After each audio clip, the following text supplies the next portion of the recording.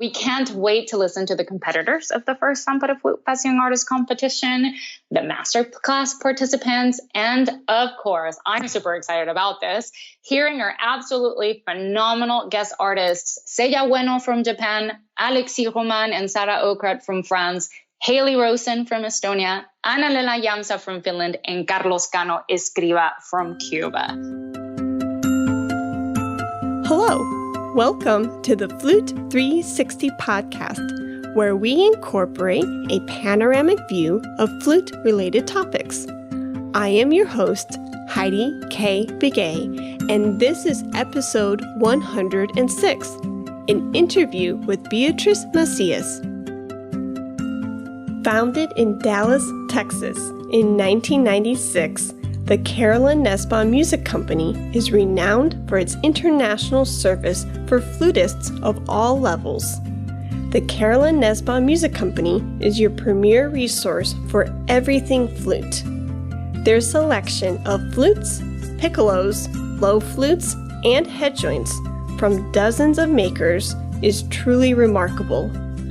Also, their offerings of sheet music, instrumental accessories, teaching and health resources are unmatched. Their in-house staff offer an unparalleled level of expert knowledge and personal service with the repair staff certified in all major brands. Follow the Carolyn Nussbaum Music Company through Instagram, Facebook, and Tumblr to be updated with the latest news. Check out their website at fluteforyou.com. The Carolyn Nussbaum Music Company is truly your one-stop flute shop. Welcome, everyone, to another Flute 360 podcast interview. Today, my wonderful guest is Beatriz Macías, who is the artistic director of the first Tampere Flute Fest in Finland. Enjoy the show. Hi, Beatriz. Hi, Heidi. Greetings from Tampere. How are you? Good. How are you? I'm very good, thank you. It is a pleasure to be back here with you. Oh my gosh, yes. I was just thinking about a year and a half ago, we had our first episode 15 together. And now look at us at episode 106. Things have definitely changed. Yes, they have. It's crazy how time flies. But only a year and a half ago, I was also thinking about that. I thought maybe 2017, but okay. Yeah. Not so long ago, but still long ago. Yeah, it was about, I think, the summer of 2018. We had episode 15. Yeah. Wow. Well, congratulations. I love your podcast. Oh, you're so sweet. Thank you. And kudos to you for putting together this first Tampere Flute Fest for Finland. Thank you so much. Thank you. It is a pleasure. I bet you're learning tons. A lot. I'm sure we'll get to that question soon.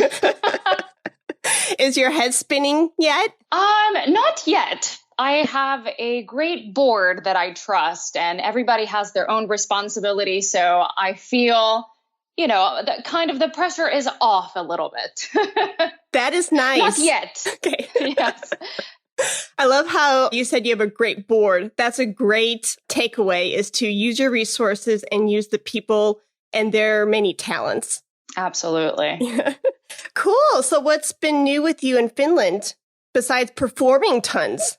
Oh my goodness. Well, quite a lot. Yeah. I am performing mostly in the Netherlands, but I kind of want to take the time to share a little bit about my musical journey from Texas to Finland, because I feel like there will be new listeners listening to this podcast that probably do not know my story so well. Yes, I agree. I think that journey for you is quite unique. So if you want to share that, feel free.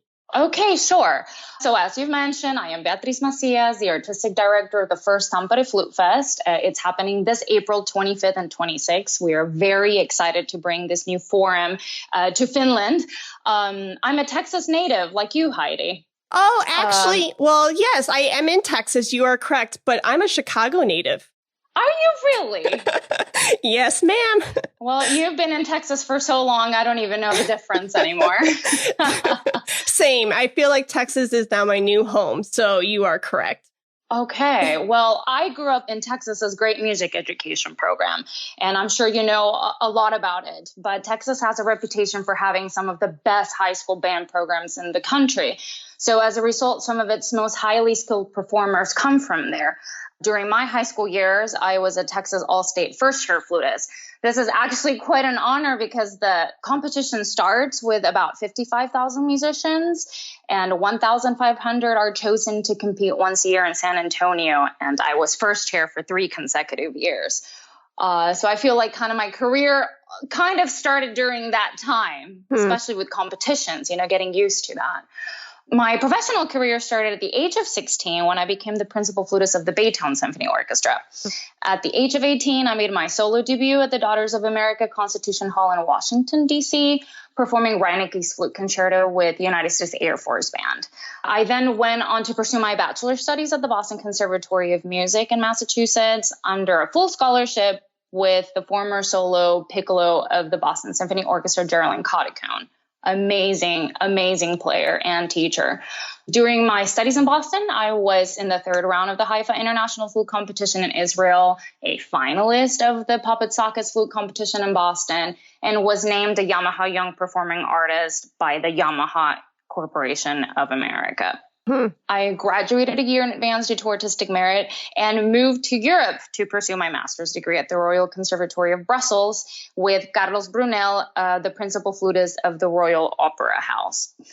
During my studies with Carlos, I won my first jobs in European orchestras. I graduated with the highest distinction. And at the age of 25, I became the principal flutist of the Luxembourg Chamber Orchestra. And as you know, I have an adventurous spirit. In the fall of 2016, I came to Finland to work with the Tampere Philharmonic Orchestra and stayed. Tampere is my new home, my new base, and I continue to travel often to work with orchestras pretty much around Europe. I have to say I've been very blessed with that. I've performed with about 30 different symphony orchestras, opera houses, ballet, chamber orchestras, such as Frankfurt Radio Orchestra, Rotterdam Philharmonic, the Finnish National Opera, Opera de Lorraine, and many other, Qatar Philharmonic. That was one very cool experience, and many other wonderful groups. That's amazing. So I wanted to take the time to share these things, not to impress the listener, but to mention that this experience of living in different countries, getting to know different cultures, working with different orchestras and personalities has equipped me with the unique skills that enable me to undertake the role of an artistic director of a new festival. I love that connection that you've made, and just saying that your experiences with different people and cultures and languages is a great segue into having this role as artistic director. I can see how the two are beautifully matched. Yes, absolutely. So sorry if I said this all very quickly, but I just wanted to give the listener an idea of, what it kind of takes, the experience that you need. Everything counts. Oh, definitely. And I couldn't agree more, just because I was reflecting before this interview, I was reflecting with my time with the Texas Flute Society and the different positions I've held on the executive and festival committees, and how I didn't know it at the time because I was so young, 2021. Yeah. But when I reflect and in hindsight, I've noticed that you need a lot of people skills. And so if you're traveling a lot and meeting new people, and you are such a bubbly, sparkly personality, that for you just pick up friends so easily just because you're so kind and giving. But I think that's a huge asset to have as an artistic director or being on a committee, because you have to work with various people in various positions. So whether it is committee members on your board, or you're working with corporate sponsors or people through music shops and the like, you have to be mingling with people constantly. Absolutely. And I know that you know all about it. Yeah. So I decided 10 years was enough. And I retired from nonprofit organizations just for this season in my life. But I know I will be back at some point, just because I really do love contributing to my community. I agree. There's no better feeling. Yeah, exactly.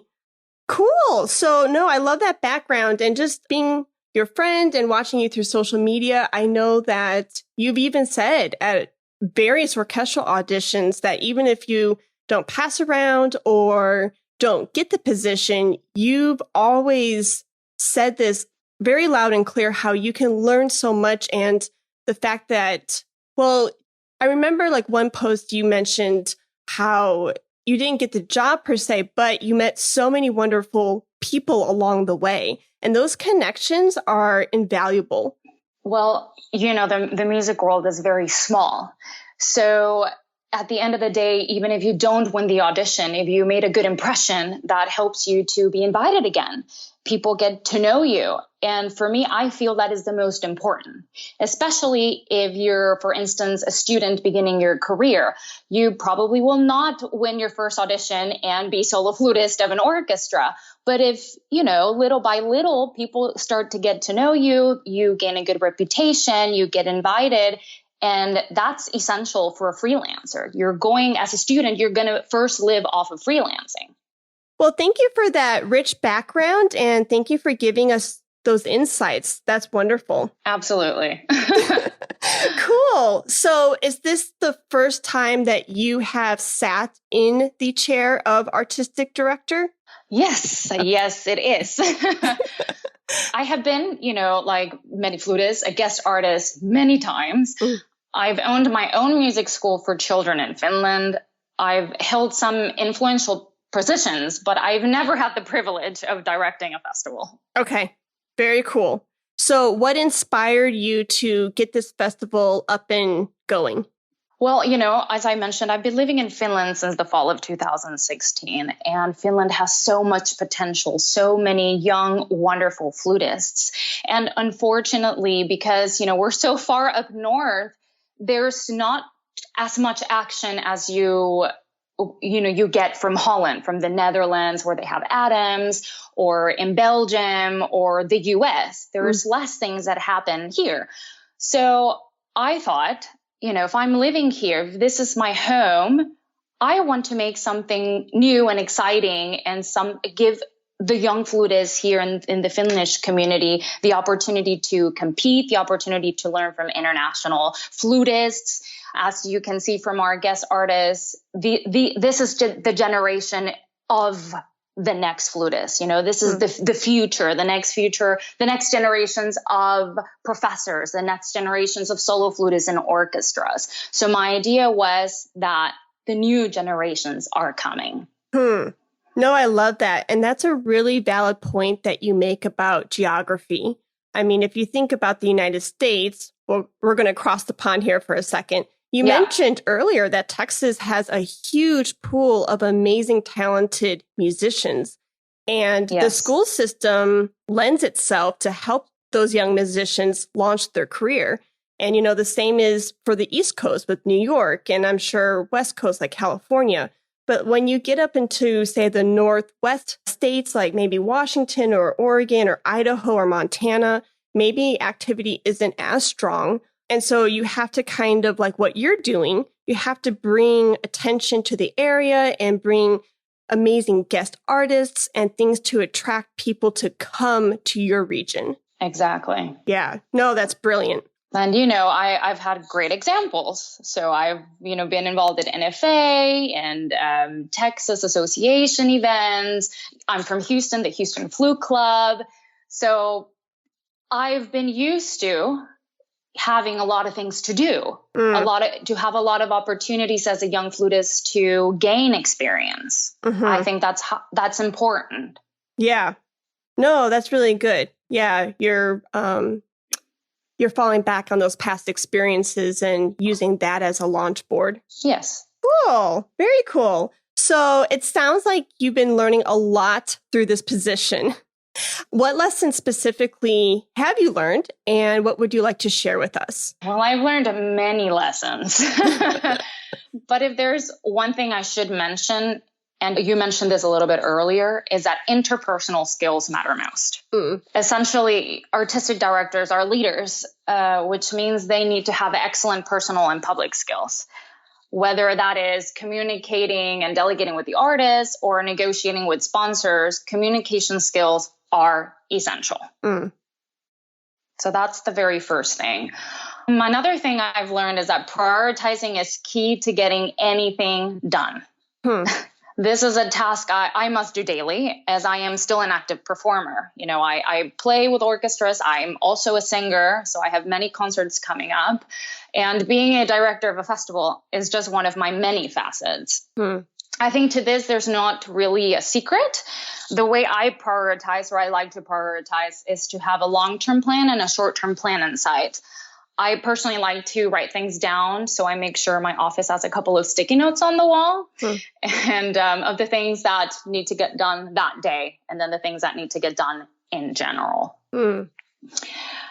And lastly, I've learned that it is important to build community support. Okay. Very important to build community support. Building trust and good relationships facilitates everything. And we want, through our festival, to create a community thread that brings people together to advocate and support one common cause, which is music. Oh, I love it. Yeah. Oh, that's amazing.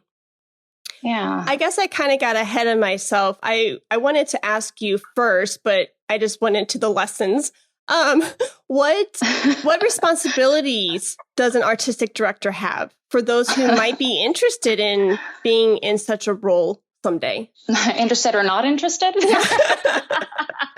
like an eye-opener here.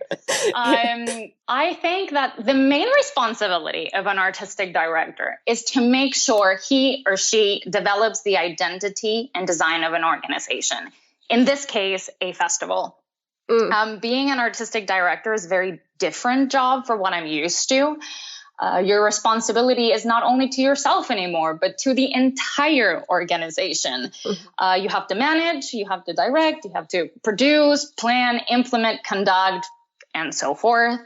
It's a job that comes with many responsibilities and challenges, but a very rewarding one, I find.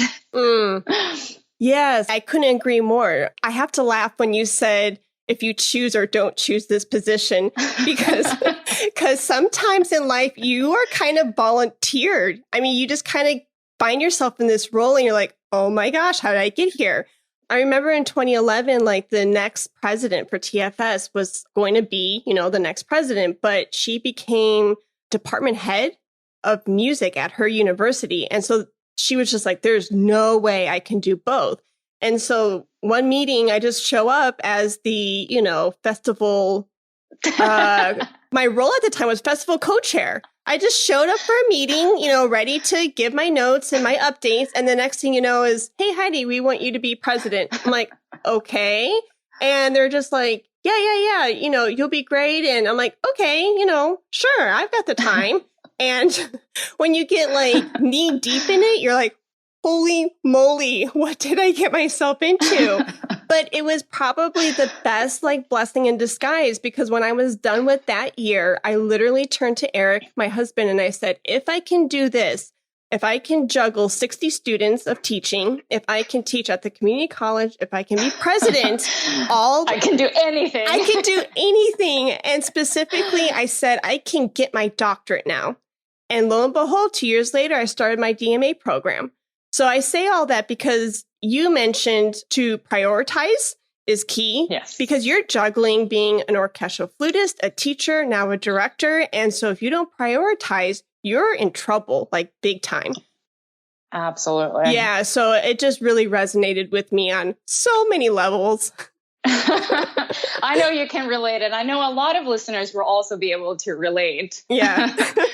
But unlike you getting spontaneously crowned as the director, I actually chose to be the director. So it's a little bit different. Yeah. Oh, shoot. But that's really good that you're putting these new challenges in front of you. And, in my case, accepting a new challenge, because I say that, like you said earlier, not to highlight what we've done or what we are doing to, put ourselves on a pedestal by any means. Right. But it's to showcase for the younger generation and for our colleagues that if you put new challenges in front of you, then you're actually preparing yourself for the next season of your life. And also, you never know what's going to happen. You can start off having the dream of wanting to be first chair flutist in the Berlin Philharmonic and end up doing something else. Yeah. But all that experience that you gain will help you to whatever job. Like I said, this experience that I gained through the years of living in different countries and getting to know different cultures and adapting to different environments and people helps me in my job now, helps me in this role as artistic director, because I have to do that. I have to manage the artist. And if something happens, I have to be the one that comes up with the idea first. Yeah. And just think of what this role is going to teach you for the next season of your life. You can't go in the future and you can't predict where you're going to be in 5-10 years from now. But these skills are going to be a huge asset for you in your career. Yes, I agree. And, going back to those responsibilities as the artistic director, what I mentioned is just like the things needed to be an artistic director anywhere. But my goal as the artistic director of this festival, the first Tampere Flute Fest, is 3 things. 1, to promote young talent. 2, to promote music education. And 3, to show a greater cultural awareness in the community. I feel that my duty is to make sure that our festival promotes a standard of the highest quality and one that brings Finland to the world and the world to Finland. I guess that's why our festival's first Young Artist competition is open to all nationalities. Yeah, and that is a good point to make, because I remember being in graduate school and looking at competitions, and a lot of the criteria will state needs to be an EU citizen or needs to be a citizen of China. And so they and that's fine if that's what the committee wants, but I like how you mentioned that it's open to everyone. Yes. Yeah. Very cool. Oh my gosh. I'm curious because you listed off so beautifully those 3 goals and that mission statement that you just gave for your festival. You listed it off so beautifully. Did you go in, like when you started the position and you deemed yourself artistic director of this festival, did you have those 3 points laid out before you started the role? I did. You did? I did. Otherwise, there's no way that I would take on a new role. Okay. As you mentioned, I'm an active orchestral flutist. I am starting my new career as a singer. I have some zarzuela recitals coming up here in Finland. Actually, 2-3 days after our festival, I have concerts as a soloist. So I have quite a lot going on that if I didn't believe really in this festival, if I didn't believe in what I just said, I would not do it. Oh my gosh. That gives me chills. No, and, there's people like you spoke with Alexi Roman, who is now the principal flutist of the Finnish National Opera. He's been in Finland before me already for 7 years. There's a lot of young talent, I feel, here in Finland, and it needs to be somehow exploited. Okay. Yeah. No, I love it. And I think for anyone just to write out a mission statement like that or some kind of vision statement for whatever role you are going to start in this new season of your life is so imperative.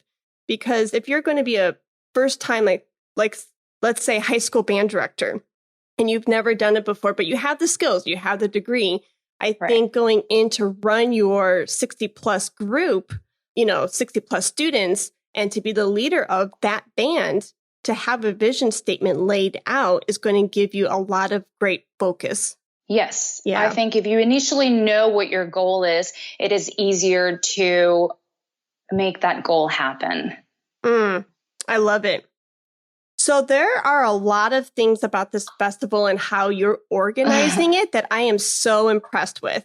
The one thing that I'm really impressed with is the visibility that you're giving to this festival. I am seeing it on social media posts. You reached out to me for the podcast. I've seen the interviews through Flute View magazine. I mean, yes. Huge kudos to you. That's really commendable. Thank you very much. Well, we have been very, very fortunate to count on the support and help of the international and local flute and music community. Extremely. I love that you're so humbled and just stating, I need other people to make this happen. It's not a one man or one woman show. I need, the corporate sponsors, and even if they're not giving financially, but other people like your guest artists are a huge supporter in your endeavor because they believe in it too, or else they wouldn't come out and offer their time and talent either. Absolutely. I think, I'm going to stop you there because now that you mentioned that they're huge contributors too, it's true. And they have also this energy and this want to give. Maybe because we haven't been at it, for 60 years, maybe because this is something new for us, but they're as excited as I am to initiate something new. Very, very cool. So when you have been working with these corporate sponsors, I'm just curious because you have a lot of sponsors behind you. So can you give us some tricks of the trade that you've learned along the way? Yes, I can. I can first name who our sponsors are. Yes, that'd be great. Okay, great. So we're counting on the great support of Powell Flutes, as you mentioned earlier, and Fluter Scooter and Huilupiste in Helsinki, B Music Finland Artist Management, Tampere Musiikki, Flute for You, and our wonderful Flute 360 podcast.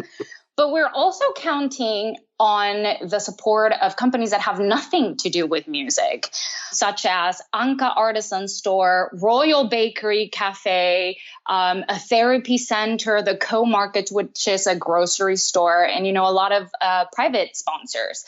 And of course, we are extremely grateful for our biggest supporter, the culture department of the city of Tampere, for sharing the same vision and helping us to see it through. I think that's very important. If you have the seal of approval from the city, it facilitates a lot of things. Yeah. But the tricks of the trade, well, something that really distinguishes the Finns is that they highly value honesty and integrity. I believe it is important to create a good reputation in your community and your field of work in order to obtain sponsors who want to dive into whatever it is that you're building. It's simple. No one gives if they don't know you or know about you. So having and developing good relationships, in our case, having the support of the cultural department, facilitates the process of finding contributors. No, that's wonderful. So when you reach out to them, I'm curious, are you emailing them? Are you calling them? What's the communication like? Well, we live in modern times, so we don't need to use the phone anymore. We can just WhatsApp. No, mostly it's email. But most of the companies that I mentioned are friends. Yeah. Like Anka Store, they sell artisan towels, for instance, beautiful towels for the sauna. I know them personally. The Royal Bakery Cafe, they sell wonderful cakes, and they'll be also sponsoring. Powell Flutes, I don't know Daniel personally, but, through connections, we've gotten to know each other. B Music Finland Artist Management is my husband's management. Many of these companies, I have some type of connection with them. And that's very helpful to use your connections first before reaching out to other companies that you don't know. No, I couldn't agree more. And just like the last series I put together for episode 100, I was talking about, putting together an international music tour. And the first thing I mentioned was use the people that you already know. I mean, the music world is so small. Like literally Mark Sparks was like, "Oh, I'm in Bulgaria." And I was like, "Hey, I'm going to be in Bulgaria in a month. Who can you hook me up with?" And he gave me a couple people, and those couple people gave me another few more professionals in the area. And so it literally spirals from there. So don't underestimate the people that you already have within your niche. Absolutely. I mean, one, work with your connections that you already have. And two, work with the connections of your connections. Yep. It's super easy these days because we have Facebook, we have Instagram. Things are much more simpler. It is easier to reach out to somebody and just, send a little message like, "Hey, I'm doing this. You want to come?" Very easy. Of course, it is also time consuming. Yeah. That's a different story. Yeah. But yeah. I agree with you. Yeah. And I think, again, with your bubbly, sparkly personality, that might be something that's a little easier for an extrovert. For the introverts out there, perhaps, again, if it's somebody that should be pretty comfortable for you. So don't feel, and I think like a lot of my students, when I say, hey, you're going to go audition in, I don't know, Seattle, while you're there, make a connection with the local high school or something. And they're just like, oh, no, I don't want to do that. I'm like, why not? They're like, I'm afraid they're going to say no. I'm like, how do you know if you don't ask? So along this theme of us talking about reaching out to people, just know that, the worst thing that they could say is no. Exactly. It all gets better from there. Exactly. It might hurt your ego for a little bit, but then tomorrow's a new day. Well, if they say no, then you did not need them. I believe in fate. Yeah, that's true too. Very cool. So another aspect of your festival that I'm really impressed with is the design of your website. Can you talk about that? Well, first of all, I'm super happy to hear that you like our design. We have received many positive comments. So we're very, very happy about that. We were initially inspired by Finland's efficacy and modernism, both figuratively and literally. The idea was to create something simple and straight to the point when creating the website with our Hungarian designer. And we wanted the logo to represent Finland's beautiful lakes. Kind of that wave that you see on the logo, it represents Tampere's very own Näsijärvi. Järvi means lake. Oh, I love that. Oh my goodness. Yes, there was a lot of thought to this. Yeah, a lot of thought made to this to really make sure that, it represents Finland. That it's not, I wanted for the community here to know that not, like an international person is not just coming here and creating something new. I wanted them to know that I'm here to bring the ideas, the ideas of the US, the ideas of what I learned from other countries in Europe into Finland and use it here with, for instance, my board is both of the wonderful ladies that you'll be talking to. They're both Finnish. So there's a great combination of, Finnish mentality and also something else. Oh, that is amazing. And you can tell that a lot of time and thought was put into the logo and the website because one, the website to me is very clean cut and very organized. I can find everything extremely well. And with what you said with the logo, just the river, right? It looks extremely modern and streamlined to me. Yes, the lakes. Finland is known for its many beautiful lakes. So I wanted to make sure to emphasize that. You said rivers, but it's okay. Rivers, lakes, water. Oh, shoot.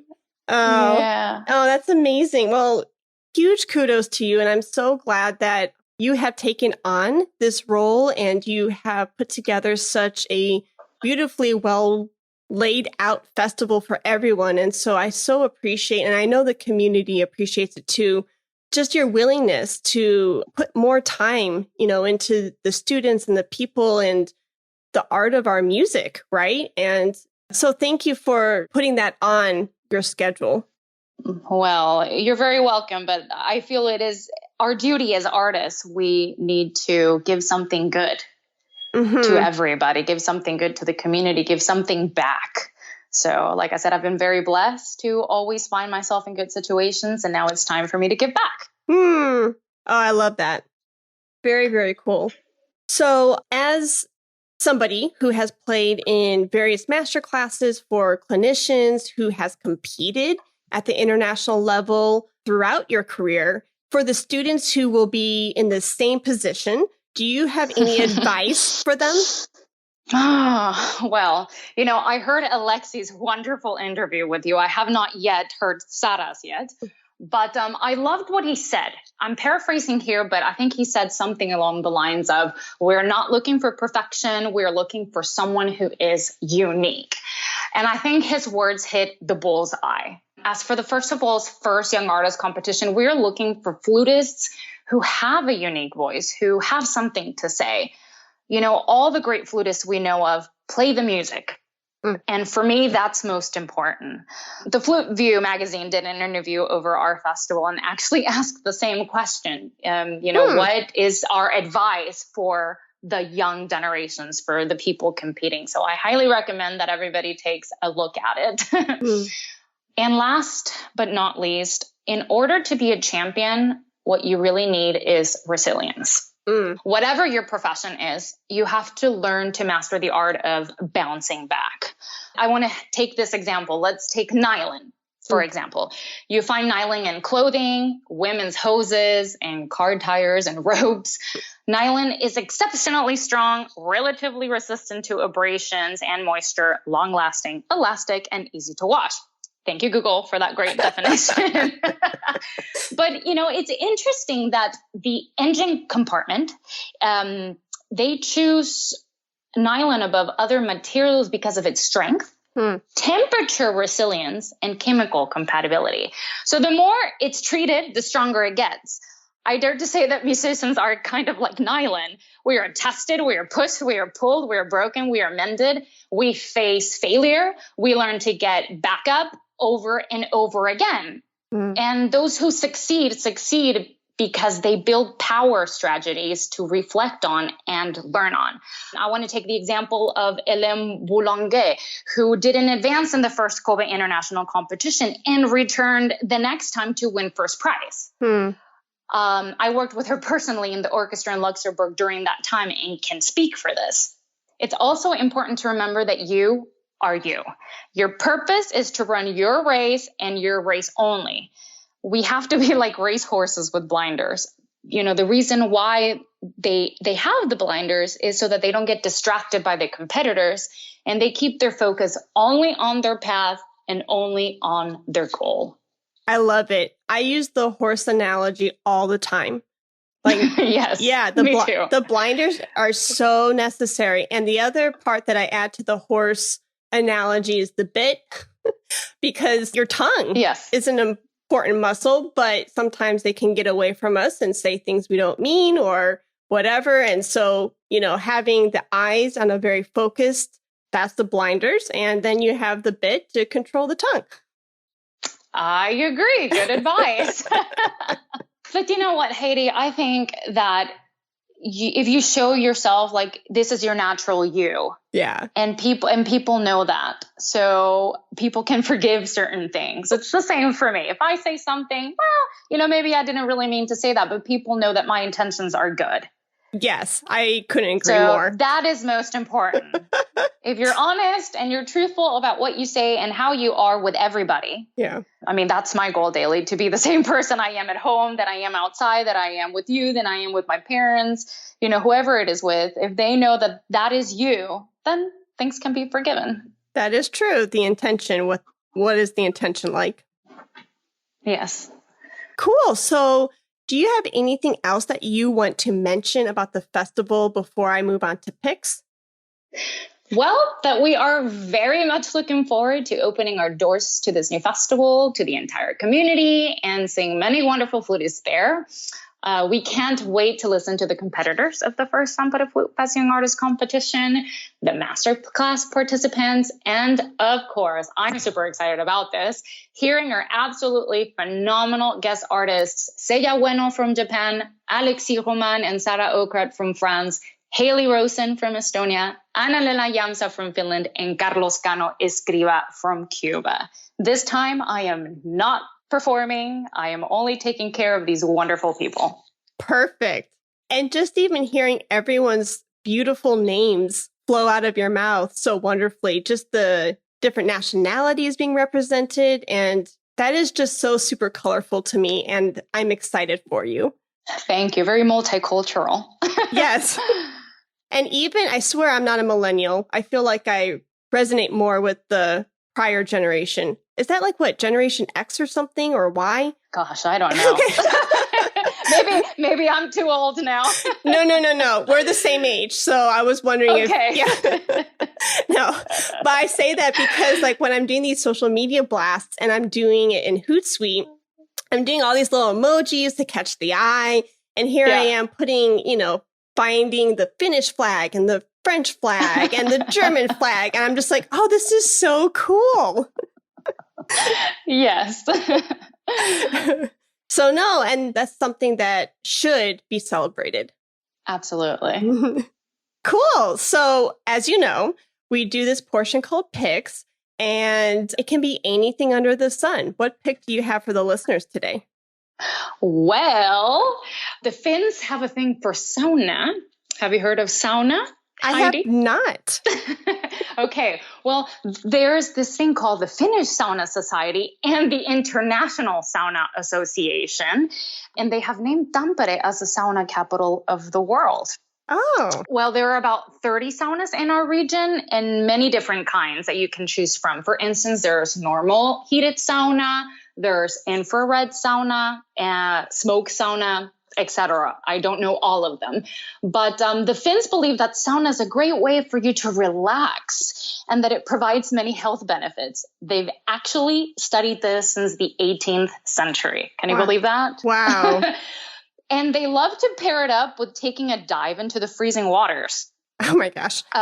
Yeah, I don't really go that extreme, especially not in the winter, but I do enjoy my weekly sauna time. In our building, we have a common sauna on the 7th floor. Each family has a given time slot every weekend. So mine is actually right now. So I'll be relaxing soon. Oh, I was going to say, oh no, am I jipping into your time?